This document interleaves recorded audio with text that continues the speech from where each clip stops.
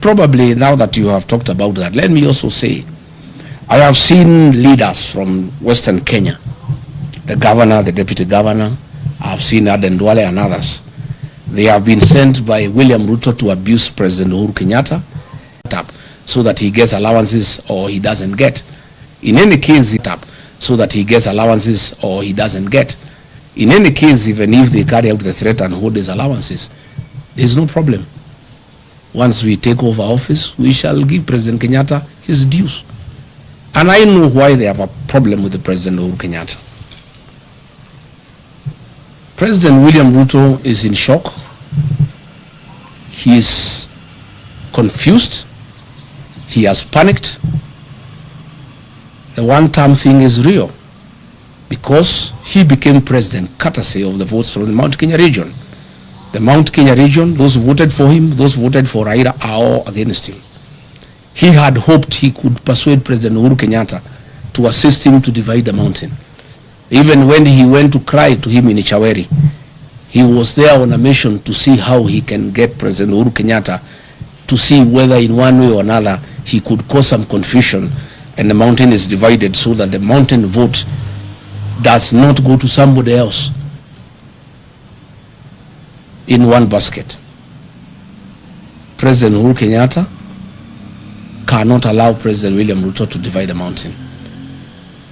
President Kenyatta and I and other leaders, Martha Karua, Justin Muturi, Mithika Linturi, will do whatever it takes to make sure the mountain is united, because that vote is very important to this country, and it is a vote that will help the rest of Kenyans get rid of William Ruto. So I want to ask William Ruto to stop sending junior leaders to abuse President Uhuru Kenyatta. President Uhuru Kenyatta left you a great country. When he left office, the health system was working. In 3 years, you have destroyed the health system. When President Uhuru Kenyatta left office, the university, the Higher Education Loans Board was working. 3 years down the line, you have destroyed it. When President Uhuru Kenyatta left office, there was capitation for primary schools and secondary schools. 3 years down the line, children are at home. Stop blaming President Uhuru Kenyatta for your political problems and challenges. You destabilize your own government. You lie to the people of Kenya. You have made corruption a way of life. You have made bribery the epitome of State House. The challenges that you have as a president are of your own making. And stop blaming President Uhuru Kenyatta. Stop sending leaders to abuse President Uhuru Kenyatta. And I want to challenge William Ruto, if he is a man enough to abuse President Kenyatta himself. Stop sending some leaders to abuse President Kenyatta on your behalf. Do it yourself if you are man enough. Abuse him. And let me say, I will not allow President Uhuru Kenyatta to be intimidated. I have a responsibility as a leader from the region to defend our son, our kinsman. President Uhuru Kenyatta must be allowed to retire in dignity. He must be allowed to enjoy his constitutional freedom to do whatever he wants. If he wants to work with us, why not? If he wants to work with GACHAGUA to unite the mountain, to unite Kenya, why not? And I want to tell William Ruto, I heard him saying that Azimio cannot be anything without ODM. He is lost. The ODM of Raila Odinga is not the ODM of today. What William Ruto is holding is a shell of ODM, the fake one, of Junet Mohammed, Gladys Wanga and Oburu Odinga. The ODMB, the one with the people, is gone and is in one term. The people of Ukambani are gone, they are in one term. The people of Kisii are gone, they are in one term. The mountain is gone, is in one term. And by the way, there is no UDA without the mountain. It's a shell.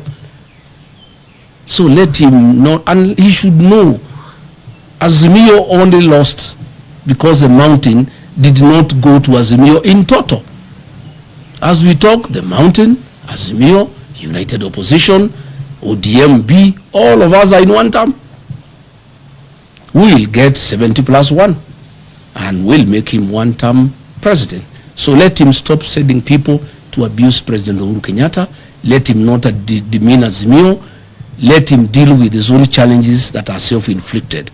He mismanaged politics. He mismanaged the country. He made corruption a way of life. He made lies as his trademark. And Kenyans are fed up because they can see through him.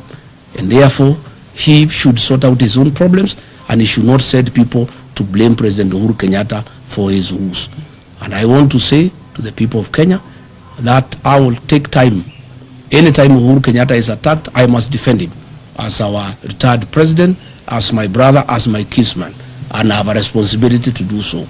And that I'll be able to do from time to time. Thank you very much. Asanteni sana. Mungu abariki. I think we have said enough. Asanteni.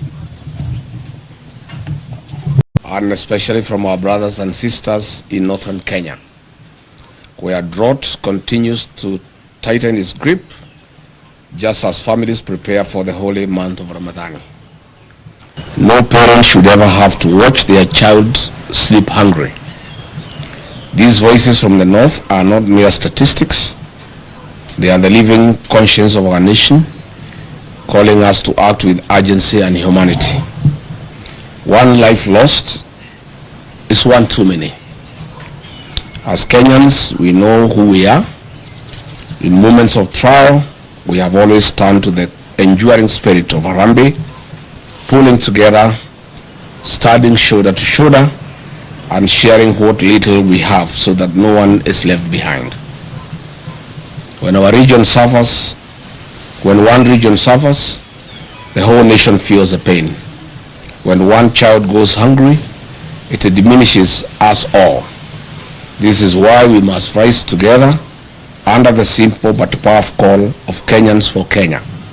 A reminder that our strength has never been in division, but in unity, compassion, and collective responsibility. Kenya is now facing a deepening drought and food security crisis that warrants urgent national attention. Current assessments indicate that about 3.3 million people are already experiencing high levels of acute food insecurity, a figure projected to rise as below average rains, rising temperatures, and declining harvests continue to strain livelihoods. As of December 2025, the crisis was particularly severe among the most vulnerable, with more than 741,000 children under the age of 5 years, acutely malnourished, and over 109,000 pregnant and lactating women in need of treatment, underscoring the scale of humanitarian emergency. Further, water stress has emerged as one of the harshest realities.